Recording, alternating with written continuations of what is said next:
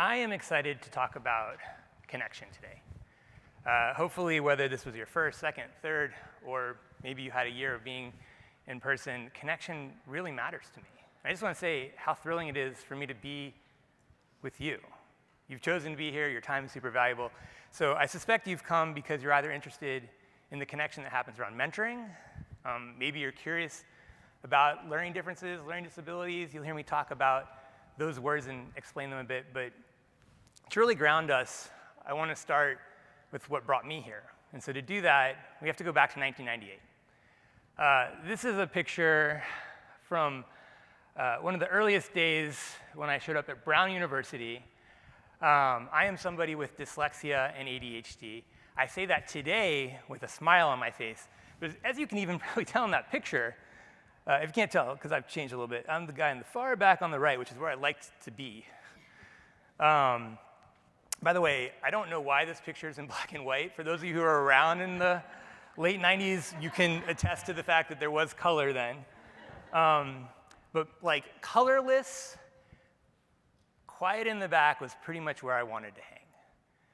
For those of you who maybe have the same experience as I did, if you've gone through the journey of school and you have a thing like dyslexia or ADHD, or even if you just live on the margins in some way, you were trying to keep your head down. I was pretty sure someone at Brown would find out that I had dyslexia, find out I had ADHD, and quickly tell me it was a mistake in my acceptance and to send me home.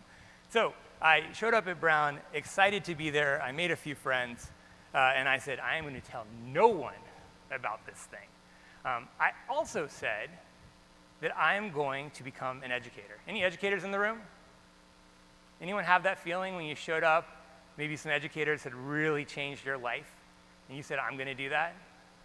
Like, can I get like a, see, you did on Zoom, and it was just like, oh, there's all kinds of sound happening. What's that, Lisa? So thank you. And so I was going to be an educator. My mom, by the way, I should mention, spent her whole life as a teacher. She retired this year after 40 years in the same school. So I had some pretty amazing role models to look up to. And I also, to be honest, had a couple of teachers who told me quite honestly I wouldn't end up in college. And they were probably right. Because if you could have gone back in time and seen dyslexic ADHD Dave in 5th grade, you did not want him in your class. I was the bad kid, because it was easier sometimes to be the bad kid than it was to be the dumb kid. So I showed up at Brown. I still kind of felt like the dumb kid, but I had done well in high school. I had had a number of incredible educators, and I decided to be the best educator. I was going into the hardest education class I could find at Brown, only meant for seniors, but I was a freshman. Anyone here passionate? What happens when you're passionate? You do crazy things. So I took the hardest class I could find, and I wrote my first paper. And I should say, while I didn't talk much about my dyslexia and ADHD, I did kind of have a model that had gotten me through school. The word we often use is accommodations. I don't love that word, but it's how you bridge the gap, right? My accommodations were a three-part effect. The first thing I did for my ADHD, I went to a room in the library called the AQR, absolute quiet room, perfect for someone with ADHD. You go a little bit crazy, but there's just far less distractions. Nowadays, it's impossible. The internet had just been invented back then, too, as you may remember, so that wasn't as challenging. So I went to that room to write the paper. The second part in my accommodation strategy was always to ask somebody other than me to proofread the paper. I should mention I had a laptop. You all might remember they had just been invented. It was like me and Bill Gates. He invented it, or I actually don't know who invented the laptop, but we'll assume, why not? And I had this really expensive laptop which had awful spelling. So I pressed F7 to have it spell checked, right? And then the second stage was to get somebody better than my laptop to spell check it. So I turned to my new roommate, whose name was also Dave. Made it really easy, because one of the challenges I have with my dyslexia are names. So I went to Dave and I said, hey, I wrote this fabulous paper. Will you proofread it? He said, sure.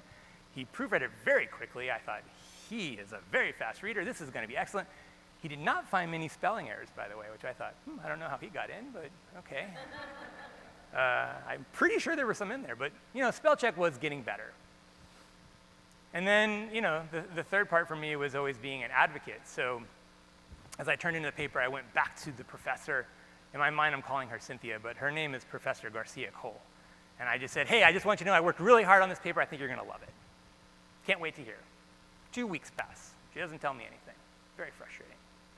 Finally get the paper back, and I have an A. My first paper in college, and I got an A. A kid who mostly got F's through school had an A, and then a slash. And then she said, see me. That's right, she wanted to see me. And I thought, this is exactly how my advocacy worked out, right? She wants to go and tell me how this is the best paper she's ever read. And so I go to her office, and sure enough, she's got my paper, and she's made a copy. And I think, that seems strange. But you know what? It's a great paper. She probably wants one for her own records. We'll let it pass. And then she turns her copy around, and it's just bleeding with red marks. It turns out 2 is in fact spelled 3 ways. She asked me about it. I told her I chose TO. It seemed efficient and, environment, less ink, the economy. She says, what about there? There also has multiple spellings. Spell check was awful back then. So I reveal this thing that I thought I couldn't tell anyone. And I said, hey, look, I'm dyslexic. And that's why there's so many spelling errors. And I thought, again, I was going to be excommunicated. She says, oh, like, no problem. This Puerto Rican lady. She suddenly became like this British lady with offering me tea. It was so kind. She said, oh, just go to the writing center. I said, what's a writing center? I don't know if any of y'all ever visited college campuses. When they're pointing backwards at all the buildings, they never point out the writing center. Swim center, cafeteria. I said, who's there? She says, a bunch of people who proofread your paper. I'm like, none of those people who work at that writing center are dyslexic. I cannot wait to meet them. They're going to be my better allies. So I left with the plan to get a full A, and then I was angry. Who was I angry at? I was a little angry at her. She actually you wrote a great paper, but, and that negated the first part, and that really upset me, but I didn't quite get there. Who else might I have been angry at? My roommate, right? Exactly. We had a deal. He was supposed to proofread my paper. So I go back to my room, and I do an intervention. I had seen how it was done on TV, so I know it's going to play well here. I put a chair in the middle of the room, and I turn off all the lights. Step 1, put a light behind the chair. I sit down in the chair, committed to the process, which is hard when you have ADHD. He finally comes in, and as soon as he walks in, he turns on the lights, which ruin the effect. That pisses me off. I get up in his face, and I start explaining to him how he was supposed to proofread my paper, and there was a slash and a see me, and she made a copy of my paper, but it turned out it wasn't for her records, and he has no clue what I'm talking about. And then I reveal for the second time in the same day, I needed you to proofread this paper because I'm dyslexic. He starts laughing. Starts laughing, and then he's kind of crying, and he's laughing and crying, and there's kind of a snot situation that's occurring. It's grotesque. And then he reveals that he himself is dyslexic. Information that would have been valuable to me earlier in the revision process. And at that point, I realized, so that guy that's not me on the other side, in the back on the right, is also Dave. In fact, all 3 on the back are Dave. And so that was my roommate. And the 2 of us decided that if we were going to change this narrative that was in our head, it wasn't going to be about asking people for help. It wasn't going to be about a really good laptop. It was about being seen and heard and valued, being connected in community. That actually was our first community. We walked around Brown University with T-shirts that said, to be honest, it was I put the sexy in dyslexia. We don't use that marketing at EyetoEye now. But it was this is LD and proud to be. And we recruited these folks and said, let's go hang out with little kids and tell them there's something right with their brain. So we did that for 25 years-ish. And this was the last time we were able to convene. What I want to note is this is a group of students from across the country. Behind each one of these students, there's about 22 states represented here. Behind each one of these students is another 12 to 30 young people who go into local middle schools and tell their story. We've learned a lot in that time, and I want to share with you a bit of what we've learned. So you've heard a bit about my story. I'm going to explain to you what this EyetoEye thing is. That's the nonprofit I founded when I was 18. And to best understand that picture, we do have to go back just briefly. I want to name, when I said I was the bad kid, I meant it. I was a magician as a kid. This is me quite literally trying to play a rabbit out of a hat during a spelling test. I would do anything to distract from my LD. You know what happened when I found my people, my community? This is me on graduation day. I went from a kid who would not tell a soul that I had a learning difference to somebody who decided to write it on my graduation cap. Fast forward a little further, this is a book that I wrote, but with the support of my incredible team at EyetoEye. Some of them are here in the room. If you're an EyetoEye member, please raise your hand. I should point out that these folks here all can tell you a lot more about how EyetoEye actually runs these days than I can. I do want to point out my best friend and EyetoEye's president, Marcus Sutra, who's in the back there. He very much helped me write this book. We got Josh Cruz in the front, who's a Texan, by the way, who can help us figure out how to maybe work with your schools. And by the way, we accidentally ordered 127 books. I think we wanted 17. So the first 127 people to come to our booth at the end can get a free book. I'll happily sign it for you. Connected in community, seen, heard, and valued, mobilized to act. The book is one of many examples of how we've mobilized over the years, all in pursuit of one question. What is a learning difference? What's a learning difference? How do we eliminate the stigma and celebrate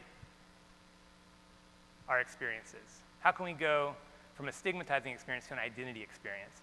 Because we know that about 1 in 5 people in the country and in the world learn and think differently.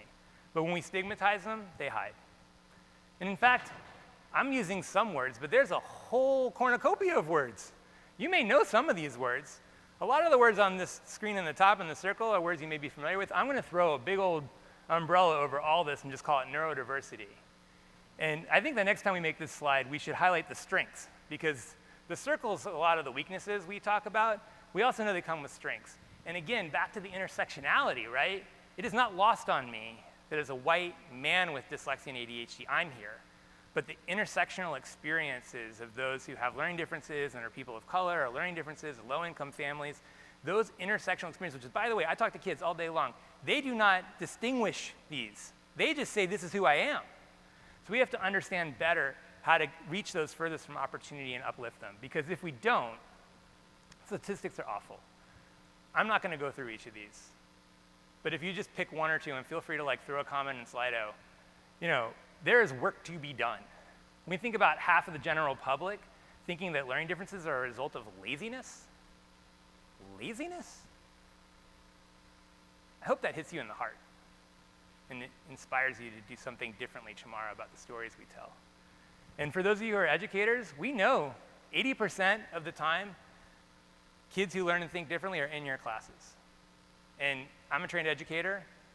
I didn't get any training in the journey that I've lived through. And that doesn't mean that that's a norm, although we do generally know that gen ed teachers don't get a lot of training for the 1 in 5 who are ending up in their classrooms. So how do we figure out connected in community, seen, heard, and valued, and mobilized to act, and what do we mean by that? So connected in community, I told you a little bit about the beginning, but this is what we mean by that. We mean that they feel safe, they feel supported, that they belong, they're in fellowship with folks with similar learning experiences. They can identify people and resources to help them navigate the barriers and inequities that built in the system. I don't know if you all just came from the same session I did, but listening to the Secretary of Education talk about being the system, the only way we can change the system is identify the inequities, feel a sense of belonging and community, and then uplift our voice. I could tell you more stories, and I like to tell stories, about our near-peer mentoring. We do other work too. We have a group called the LD Alliance, which are people who are neurodiverse and their peers coming together to share their voice.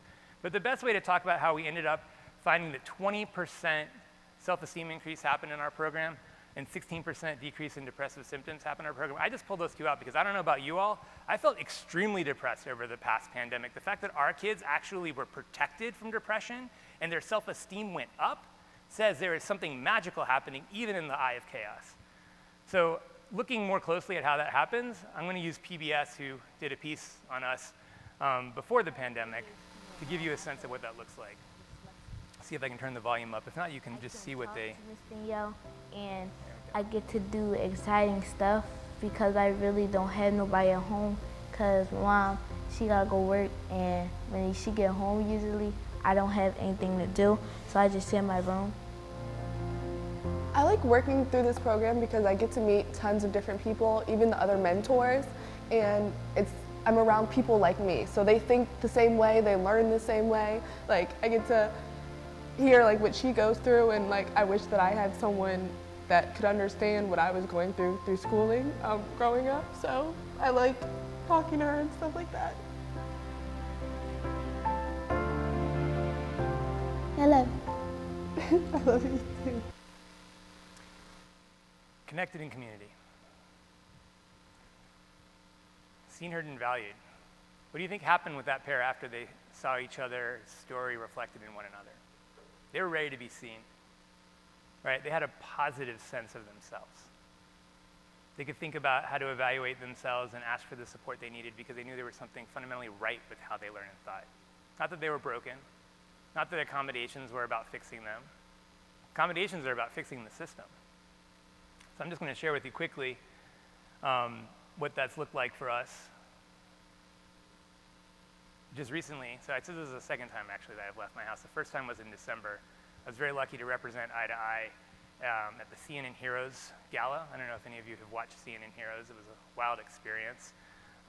Millions of people from across the globe got to hear my story and the story of the 1 in 5 who learn differently. This is a picture in December receiving this award with Kelly Ripa in the background. Anderson Cooper had moments before told his dyslexic and ADHD story.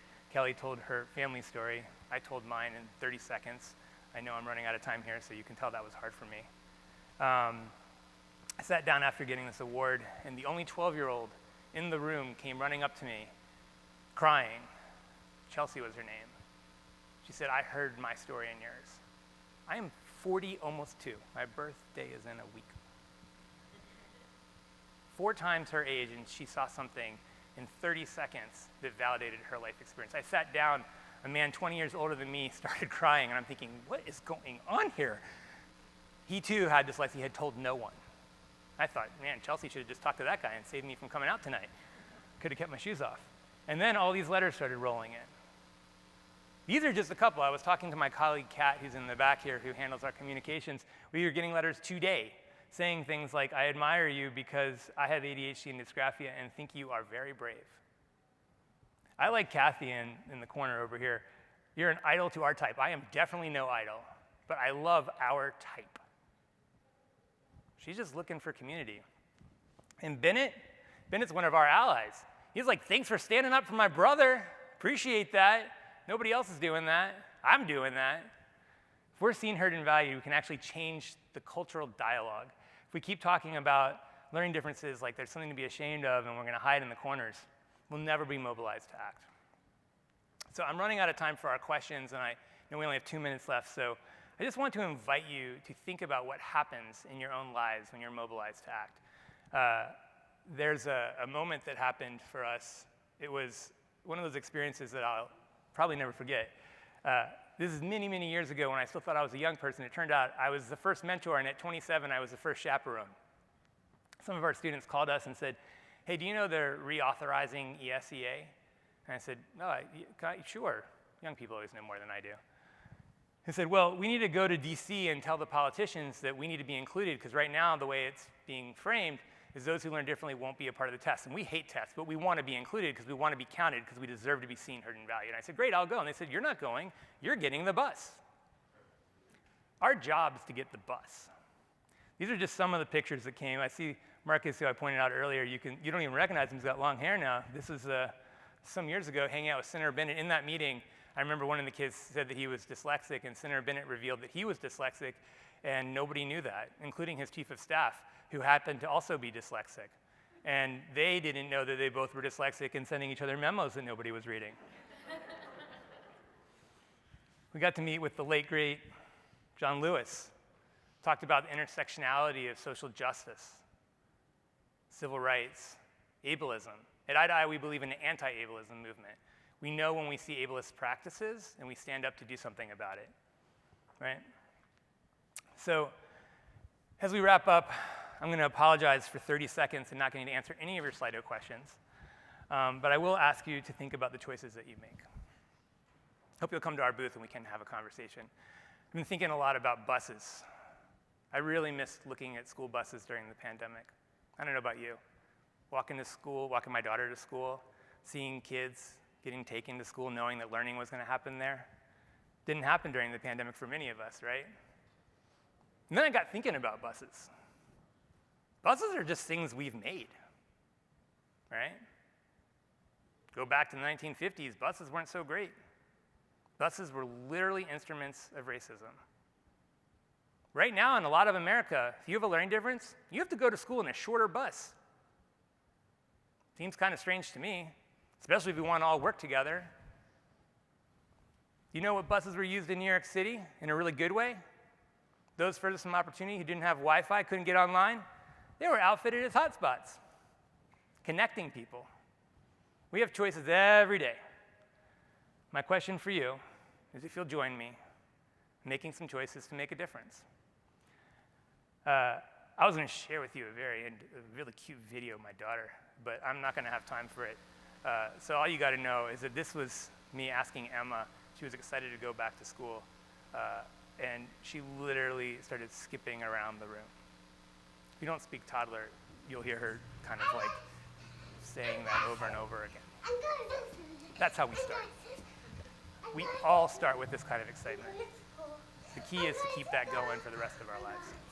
Thanks a lot, everyone. I appreciate your time.